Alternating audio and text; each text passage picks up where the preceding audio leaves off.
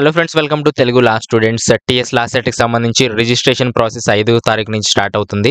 ఎలా చేయాలని చెప్పి నేను నెక్స్ట్ వీడియో చేస్తాను. ప్రస్తుతానికి ఈ వీడియోలో సర్టిఫికేట్స్ ఏమేమి కావాలి, నాన్ లోకల్ వాళ్ళకి ఏమేమి కావాలి, సో ఇవన్నీ కూడా చూద్దాం. చివరికి చూడండి. అయితే చాలా మందికి ఇంకా మేము సర్టిఫికేట్స్ రాలేదండి, మెమోస్ రాలేదు, టీసీ రాలేదు, ఏం చేయాలని అడుగుతున్నారు. అందువల్లనే మనకు నవంబర్లో అయితే జరుగుతుందండి. ఎప్పుడు కూడా ఈ సర్టిఫికేట్స్ లేట్గా వస్తాయని చెప్పి ఆ ప్రాసెస్ అనేది అలా పోస్ట్ పోన్ చేయడం అయితే జరిగింది. అయితే చాలా మంది గొడవ చేయడం వల్ల ఇప్పుడు ముందుగానే పెట్టడం అయితే జరుగుతుంది, కానీ సర్టిఫికేట్స్ అయితే రాలేదు. మరి ఇప్పుడు ఏం చేయాలి అంటే కాలేజ్ దగ్గరికి ఒకసారి వెళ్ళండి. కోర్స్ కంప్లీషన్ సర్టిఫికేట్ అనేది వాళ్ళు ఇవ్వడం జరుగుతుంది. అయితే మ్యాక్సిమం తీసుకురావడానికి రిక్వెస్ట్ చేయండి ఎప్పుడు వస్తుందని చెప్పి. అది ఏమీ కుదరకపోతే కోర్స్ కంప్లీషన్ సర్టిఫికేట్ అనేది ఒకటి ఇస్తారు, అది తీసుకొని మీరు అప్లోడ్ చేయాలి. అలాగే ఈ వెబ్సైట్లో ఉండే ఫోన్ నెంబర్స్ ఫోన్ చేసి మీరు ఒకసారి వాళ్ళని అడగాలి. సో ఇంకా సర్టిఫికేట్స్ రాని వాళ్ళు ఈ విధంగా పోరాడడానికి అయితే ట్రై చేయండి. ఇప్పుడు సర్టిఫికేట్స్ లిస్ట్లోకి మనం డీటెయిల్డ్ నోటిఫికేషన్లోకి వెళ్ళినట్లయితే ఇక్కడ డి పాయింట్లో ఇక్కడ సుమారుగా 15 సర్టిఫికేట్స్ అయితే ఇక్కడ ఇవ్వడం జరిగింది. వీటన్నిటిని కూడా ఎక్స్ప్లెయిన్ చేస్తాను. ఇక్కడ నేను ఆల్రెడీ ఒకటి తయారు చేశాను, మన టెలిగ్రామ్ గ్రూప్లో ఇది పెట్టేస్తాను షార్ట్ కట్లో ఏమేమి సర్టిఫికేట్స్ అని చెప్పి. అయితే ఇక్కడ ఎక్స్ట్రాగా కొన్ని నోట్ పాయింట్స్ కూడా ఇవ్వడం జరిగింది. దీని గురించి కూడా మనం మధ్యలో డిస్కస్ చేద్దాము. ఫస్ట్ అయితే మనం ఈ ఇమేజ్లో ఉండే లిస్ట్ అయితే నేను చెప్పడం జరుగుతుంది. ఒకసారి కేర్ఫుల్గా మీరు ఓన్గా లిస్ట్ అయితే రాసుకోండి. ఫస్ట్ టీఎస్ లాసెట్, పీజీ, ఎల్సెట్ ఎవరైతే ఉన్నారో ర్యాంక్ కార్డ్, అలాగే హాల్ టికెట్, ఇవి జిరాక్స్ అయినా పర్వాలేదు. అంటే టోటల్గా మనకు స్కానర్డ్ కాపీస్ కావాలి ప్రస్తుతానికి అప్లోడ్ చేయడానికి, కాబట్టి స్కాన్ చేసి పెట్టుకోండి అందరూ కూడా. So rank card and hall ticket ఫస్ట్ది. తర్వాత సెకండ్ది వచ్చేసి memorandum of marks of SSC or equivalent.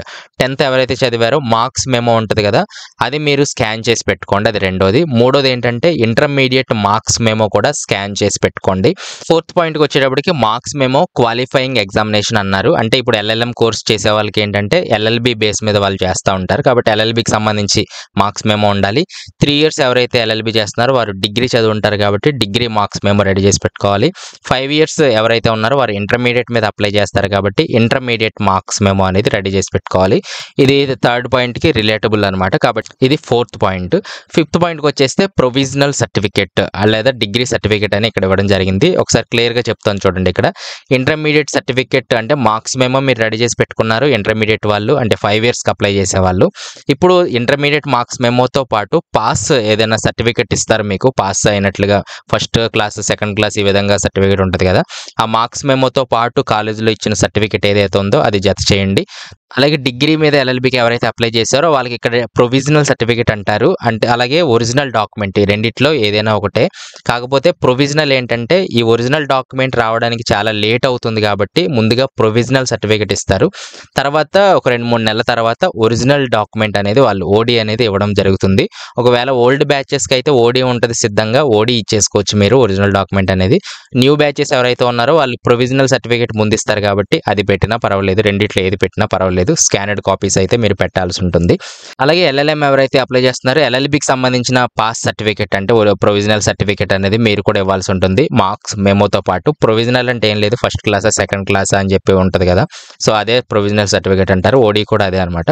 తర్వాత మనం ఈ ఫిఫ్త్ పాయింట్ దగ్గర ఇక్కడ నోట్ పాయింట్ అయితే ఇవ్వడం జరిగింది. Candidates who have pursued A degree out side Telangana state or required to submit equivalence certificate. ఇక్కడికి వచ్చేసినట్లయితే ఈ ఈక్వలెన్స్ సర్టిఫికేట్ ఎవరు ఇవ్వాలంటే అవుట్ సైడ్ ఆఫ్ తెలంగాణలో ఎవరైతే డిగ్రీ చదివి ఉన్నారో వారు ఈక్వలెన్స్ సర్టిఫికేట్ అయితే అడగడం జరుగుతుంది. ఇది ఎక్కడ తీసుకోవాలి అంటే ఇప్పుడు నాన్ లోకల్ ఆంధ్రప్రదేశ్లో ఎవరున్నారో లేదా ఉత్తరప్రదేశ్ కానీ, కర్ణాటక కానీ, తమిళనాడు కానీ ఎవరైతే స్టూడెంట్స్ అప్లై చేస్తున్నారో వారికి ఈక్వలెన్స్ సర్టిఫికేట్ అడుగుతున్నారు. ఎక్కడ తీసుకోవాలి అంటే university, any university in Telangana అన్నారు. తెలంగాణలో ఉస్మానియా ఉంది, కాకతీయ ఉంది, తెలంగాణ యూనివర్సిటీ ఉంది. 3 యూనివర్సిటీల్లో ఎక్కడైనా మీరు తీసుకోవచ్చు. ఉస్మానియా కొంచెం ఫేమస్ కాబట్టి మీరు ఉస్మానియా యూనివర్సిటీ అడ్మినిస్ట్రేషన్ బ్లాక్లోకి వెళ్ళినట్లయితే ఇక్కడ మాకు ఈక్వలెన్స్ సర్టిఫికేట్ కావాలని అడిగినట్లయితే అక్కడ ఒక ఫామ్ మీకు ఇవ్వడం జరుగుతుంది. అలాగే దాని మీద 2000 రూపీస్ డీడీ కూడా మీరు తీయాల్సి ఉంటుంది, ఆ ఫామ్ ఫిల్ చేయాలి. ఈ సర్టిఫికేట్స్ అన్ని కూడా ఏవైతే ఇక్కడ లిస్ట్ ఉందో ఈ సర్టిఫికేట్స్ అన్ని కూడా మీరు చూపించాల్సి ఉంటుంది. తర్వాత జిరాక్స్ కూడా వారికి సబ్మిట్ చేయాల్సి ఉంటుంది. అప్పుడు మీరు సబ్మిట్ చేసినట్లయితే ఒక 1 weekలో మీకు ఈక్వలెన్స్ సర్టిఫికేట్ అనేది రావడం జరుగుతుందండి. సో ఇంకా మనకు సుమారుగా 10 రోజులు ఉన్నాయి కాబట్టి ఈ లోపు ట్రై చేస్తానంటే ఖచ్చితంగా ట్రై చేయండి. లేదు అనుకున్నట్లయితే మేము జాయిన్ అయ్యాక ఇస్తామని చెప్పి లేదా వాళ్ళకి కాల్ చేసి ఒకసారి హెల్ప్ లైన్కి కాల్ చేసి మీరు సజెషన్ అయితే తీసుకోవచ్చు. తర్వాత మైగ్రేషన్ సర్టిఫికేట్ అన్నాడు, ఇఫ్ అప్లికబుల్ అన్నాడు. అంటే అందరికీ అవసరం లేదు. ఎవరైతే నాన్ లోకల్ ఉన్నారో లేదా తెలంగాణలోనే ఒక యూనివర్సిటీ నుంచి ఇంకొక యూనివర్సిటీకి ఇప్పుడు మారుతున్నారు అనిపించినట్లయితే వాళ్ళు సబ్మిట్ చేయాలి. ఉదాహరణకి ఇప్పుడు తెలంగాణ స్టూడెంటే కాకతీయ యూనివర్సిటీలో మనకు డిగ్రీ చదివి ఉన్నాడు, లేదా ఇప్పుడు మనకు ఎల్ఎల్బిలో ఉస్మానియా యూనివర్సిటీలో కాలేజ్ వచ్చింది అనుకుందాము. అప్పుడు యూనివర్సిటీ చేంజ్ అవుతున్నాడు కాబట్టి మైగ్రేషన్ సర్టిఫికేట్ అనేది సబ్మిట్ చేయాలి. అయితే ఇప్పుడు మీకు సీట్ రాకుండా మేము ఎలా సబ్మిట్ చేయాలి అంటే, ఇప్పుడు మనకి ఎక్కడ సీట్ వస్తుందో తెలియకుండా మనం సబ్మిట్ చేయడం అనేది కుదరదు. కాబట్టి మీరు సీట్ ఎక్కడ వచ్చిందనేది తెలుసుకున్న తర్వాత జాయినింగ్ టైంలో, అంటే ప్రస్తుతానికి మీకు ఇది అవసరం లేదు కానీ జాయినింగ్ టైంలో అయితే అలాగే సెమిస్టర్ ఫీ మీరు ఎప్పుడైతే పే చేస్తారో అప్పుడు మెయిన్గా ఉపయోగపడుతుంది. ఎందుకంటే యూనివర్సిటీ మారింది కాబట్టి వాళ్ళు సెమిస్టర్ ఫీ అనేది ఎక్కువగా ఛార్జ్ చేసే అవకాశం ఉంటుంది. ఛార్జ్ అంటే ఒక 500 సుమారుగా వేసుకోండి, ఒక ఎక్కువ వాళ్ళు వసూలు చేస్తారు. ఆ 500 తగ్గాలంటే మీరు మైగ్రేషన్ సర్టిఫికేట్ ఇవ్వాలన్నమాట. ఒకవేళ మీరు సబ్మిట్ చేయకపోతే ప్రతి సెమిస్టర్లో కూడా కొంచెం ఎక్స్ట్రా ఫీ అనేది పే చేయాల్సి ఉంటుంది. తర్వాత ఆంధ్రప్రదేశ్ మిగిలిన స్టేట్స్లో ఎవరైతే ఉన్నారో వారు ఖచ్చితంగా అయితే మైగ్రేషన్ అప్లై చేసుకోండి మీ యూనివర్సిటీ దగ్గరికి వెళ్ళి. ఇంటర్మీడియట్ వాళ్ళు కూడా ఆన్లైన్లో అప్లై చేసుకోవచ్చు. కొన్ని యూట్యూబ్లో వీడియోస్ ఉన్నాయి, ఒకసారి సెర్చ్ చేయండి. ఇంటర్మీడియట్ కానీ డిగ్రీ కానీ మైగ్రేషన్ అనేది సబ్మిట్ చేసేస్తే చాలా మంచిది. యూనివర్సిటీ చేంజ్ అయింది కాబట్టి ఖచ్చితంగా అదర్ స్టేట్స్ వాళ్ళు అయితే చేయండి. లోకల్ స్టేట్ వాళ్ళు అయితే జాయినింగ్ టైంలో అయితే మైగ్రేషన్ అప్లై చేసుకోండి. వాళ్ళు బాగా అడిగితే లేదా మీకు సెమిస్టర్ ఎగ్జామ్ ఫీజు తగ్గాలి అనుకున్నట్లయితే మీరు మైగ్రేషన్ అయితే సబ్మిట్ చేసుకోండి. కాబట్టి మైగ్రేషన్ సర్టిఫికేట్ అంటే ఇది అర్థం అయింది అనుకుంటున్నాను. తర్వాత 6th అయిపోయింది. 7thలోకి మనం వచ్చేసినట్లయితే study certificates from 5th to graduation అన్నారు. 5th టు గ్రాడ్యుయేషన్ ఉంటే మీరు సబ్మిట్ చేయండి. గ్రాడ్యుయేషన్ అంటే ఎవరైతే 3 years చేస్తున్నారో కాబట్టి స్టడీ సర్టిఫికేట్స్ అనేది ఇంపార్టెంట్. చాలా మంది ఇది పోయాయి ఎక్కడ సంపాదించుకోవాలంటే, మీరు చదివిన కాలేజ్ లేదా స్కూల్స్ ఇప్పటికే ఉన్నట్లయితే వెళ్తే మీరు అవన్నీ రిజిస్ట్రేషన్ చూసి మళ్ళీ స్టడీ సర్టిఫికేట్స్ రాసిస్తారండి. పెద్ద ప్రాబ్లం అయితే లేదు. కాలేజెస్ స్కూల్స్ క్లోజ్డ్ అయిపోయి ఉన్నాయి అనుకున్నట్లయితే మీ ఎక్కడైతే చదివారో అక్కడ ఎంఈఓ ఆఫీస్కి వెళ్ళండి. మండల ఎడ్యుకేషన్ ఆఫీసర్ ఉంటారు. అక్కడికి వెళ్ళినట్లయితే మీ కాలేజ్ స్కూల్ డీటెయిల్స్ ఉంటాయి. అక్కడ వాళ్ళు రాసిచ్చే అవకాశం అయితే ఉంది. ఆ విధంగా ట్రై చేయండి.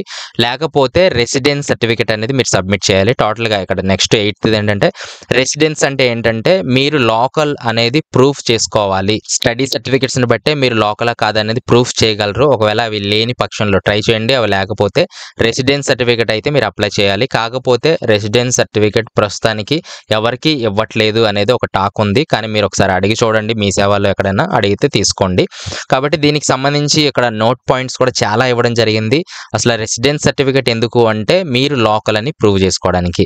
అయితే మెయిన్గా ఇక్కడ distance education open school system ఏదైతే ఉందో వాళ్ళకి స్టడీ సర్టిఫికేట్స్ ఉండవు. వాళ్ళని అయితే అడుగుతారు కానీ రెసిడెన్స్ సర్టిఫికేట్ అనేది బయట ఇవ్వట్లేదు.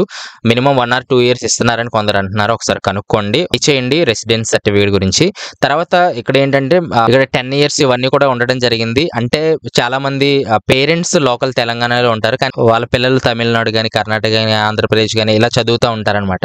ఇలాంటప్పుడు మీరు రెసిడెన్స్ సర్టిఫికేట్ సబ్మిట్ చేయాలి. మా పేరెంట్స్ లోకలే, నేనే చదువుకోవడానికి బయటకు వెళ్ళాను, నేను కూడా లోకలే అని చెప్పి రుజువు చేయడానికి రెసిడెన్స్ సర్టిఫికేట్ అయితే మీకు అవసరం అవుతుంది. ఒకవేళ మీరు ఏమీ సబ్మిట్ చేయనట్లయితే నాన్ లోకల్ క్యాండిడేట్స్ గానే ఈ లాసెట్లో మిమ్మల్ని గుర్తించడం అయితే జరుగుతుందండి. ఒకసారి మీ అప్లికేషన్ ఫామ్లో చూడండి, అక్కడ మీరు లోకల్ వచ్చారా లేదా నాన్ లోకల్ చూపిస్తుందా అనేది మీరు ఒకసారి చెక్ చేయండి. నాన్ లోకల్ వస్తే మీరు రెసిడెన్స్ సర్టిఫికేట్ అనేది సబ్మిట్ చేయాలి లోకల్ అని ప్రూవ్ చేసుకోవడానికి. సో అదనమాట. ఒకవేళ స్టడీ సర్టిఫికేట్స్ లేని పక్షంలో కూడా మీరు రెసిడెన్స్ సర్టిఫికేట్ అనేది అప్లై చేసుకోవచ్చు. లేదా ఎవరైతే ఎంప్లాయర్స్ ఉంటారు కదా, ఓన్లీ తెలంగాణలో ఈ స్టడీ చదువుకున్నంత వరకు తెలంగాణలో ఉన్నారు, తర్వాత మీ వాళ్ళ నేటివ్కి వెళ్ళిపోయారు అనుకున్నట్లయితే మేము ఈ సంవత్సరాల్లో ఇక్కడే పని చేసాము అని చెప్పి మీ ఫాదర్ ఎంప్లాయీ సర్టిఫికేట్, మీ మదర్ ఎంప్లాయర్ సర్టిఫికేట్ సబ్మిట్ చేయాల్సి ఉంటుంది. తర్వాత నెక్స్ట్ పాయింట్ మనం చూసినట్లయితే ట్రాన్స్ఫర్ సర్టిఫికేట్ అంటే టీసీ అండి. TC is very very important. Without TC మిమ్మల్ని ఎక్కడ కూడా జాయిన్ చేసుకోరు ఎల్ఎల్బిలో. కాబట్టి టీసీ అనేది ఇంపార్టెంట్. ఒకవేళ దొరకకపోతే మళ్ళీ మీ కాలేజ్కి వెళ్ళాలి. ఆ డూప్లికేట్ గురించి మళ్ళీ పోలీస్ కంప్లైంట్ ఇవ్వాల్సి వస్తుంది. సో లాంగ్ ప్రాసెస్ ఉంటుంది అదంతా కూడా. ఒకసారి మీ ఒకవేళ పోయినట్లయితే మీ కాలేజ్కి వెళ్ళి కనుక్కోండి డూప్లికేట్ ప్రాసెస్ గురించి. సో ట్రాన్స్ఫర్ సర్టిఫికేట్ అనేది ఉండాలి. సో ఇవన్నీ కూడా స్కానర్డ్ కాపీస్ ఏనండి. ప్రస్తుతానికి మీ దగ్గర ఒరిజినల్స్ లేకపోతే స్కానర్డ్ కాపీస్ రెడీ చేసి పెట్టుకోండి. తర్వాత జాయినింగ్ టైంలో మాత్రం ఒరిజినల్స్ తప్పకుండా ఉండాలి. అలాగే 11th point latest caste certificate BC SC ST candidates if applicable అన్నారు. అంటే ఆల్రెడీ మీరు అప్లికేషన్ ఫామ్లో మీ క్యాస్ట్ మెన్షన్ చేసి ఉంటారు. దాన్ని ప్రూవ్ చేసుకోవాలంటే ఇప్పుడు ఖచ్చితంగా మీరు ఒక క్యాస్ట్ సర్టిఫికేట్ అనేది సబ్మిట్ సబ్మిట్ చేయాల్సి ఉంటుంది. క్యాస్ట్ సర్టిఫికేట్ అనేది అప్లోడ్ చేయాల్సి ఉంటుంది. కాకపోతే మనకు నోటిఫికేషన్‌లో లేటెస్ట్ అని చెప్పడం జరిగింది. తర్వాత అదే వెబ్‌సైట్‌లో క్యాండిడేట్ ఇన్‌స్ట్రక్షన్‌లో 2014 తర్వాత సర్టిఫికేట్ అయినా పర్వాలేదని అయితే వాళ్ళు చెప్పడం జరిగింది. అయితే నా సజెషన్ ఏంటంటే లేటెస్ట్ క్యాస్ట్ సర్టిఫికేటే ఇవ్వడానికైతే ట్రై చేయండి. మళ్ళీ మిమ్మల్ని ఈ 3 ఇయర్స్ కోర్స్ కానీ 5 ఇయర్స్ కోర్స్‌లో మళ్ళీ అడగరు. సో, మా దగ్గర లేదు ఇప్పుడు అప్లై చేసుకోవడానికి టైం పడుతుంది అనుకున్నట్లయితే 2014 తర్వాత ఏదైతే సర్టిఫికేట్ ఉందో అది ఇవ్వడానికి ట్రై చేయండి. కానీ మనం ఎప్పుడైతే లేటెస్ట్ ఇస్తామో వెరిఫికేషన్ ఆఫీసర్స్ త్వరగా వెరిఫై చేసే అవకాశం అయితే ఉంది. 2024 లేకపోయినా 2020 దాటిన తర్వాత ఏదైనా ఉన్నా కొంచెం పర్వాలేదు. అది లేకపోయినట్లయితే 2014 తర్వాత ఏదైతే ఉందో అది ఇవ్వడానికి అయితే ప్రయత్నం చేయండి. తర్వాత EWS certificate applicable only to OC candidates. కాబట్టి ఎవరైతే 8 lakhs బిలో ఇన్కమ్ ఎవరికైతే ఉందో వాళ్ళు ఈడబ్ల్యూఎస్ అప్లై చేసుకోవచ్చు. అది ఎవరికైతే అప్లికబుల్ ఉందో వారు అప్లోడ్ చేయడానికి అయితే ట్రై చేయండి. అయితే చాలా మంది క్వశ్చన్ అడుగుతారు, నేను అప్లికేషన్ ఫామ్ లో ఈడబ్ల్యూఎస్ ఇచ్చేసానండి, ఇప్పుడు నాకు అందుబాటులో లేదు, ఏం చేయాలంటే ఒకవేళ అందుబాటులో లేకపోతే దాన్ని అలా వదిలేసేయండి. మిమ్మల్ని ఈడబ్ల్యూఎస్ కేటగిరీ నుంచి వారు తీసేయడం జరుగుతుంది. ఒకవేళ బీసీఎస్సీ క్యాండిడేట్స్ అని చెప్పి మనము అప్లికేషన్ ఫామ్ లో ఆల్రెడీ పెట్టి ఇప్పుడు మీరు అప్లోడ్ చేయలేకపోయినట్లయితే మిమ్మల్ని కూడా జనరల్ కేటగిరీకి అయితే మార్చేయడం జరుగుతుంది. అంతకు మించి వారు మిమ్మల్ని క్యాన్సిల్ చేయడం కానీ మిగిలిన ఏమీ అయితే చేయరు. జస్ట్ కేటగిరీ అయితే మీకు మారిపోవడం అయితే జరుగుతుంది. తర్వాత 13వ పాయింట్ మనం చూసినట్లయితే లేటెస్ట్ పేరెంటల్ ఇన్కమ్ సర్టిఫికేట్.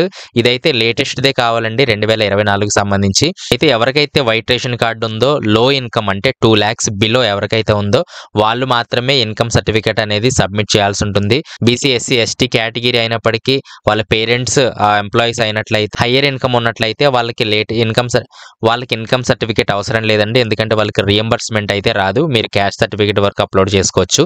కాబట్టి లో ఇన్కమ్ ఉండాలి, అలాగే వైట్ రేషన్ కార్డు మెయిన్ గా ఉండాలి. దాన్ని బట్టి మీకు ఇన్కమ్ అయితే ఇవ్వడం జరుగుతుంది.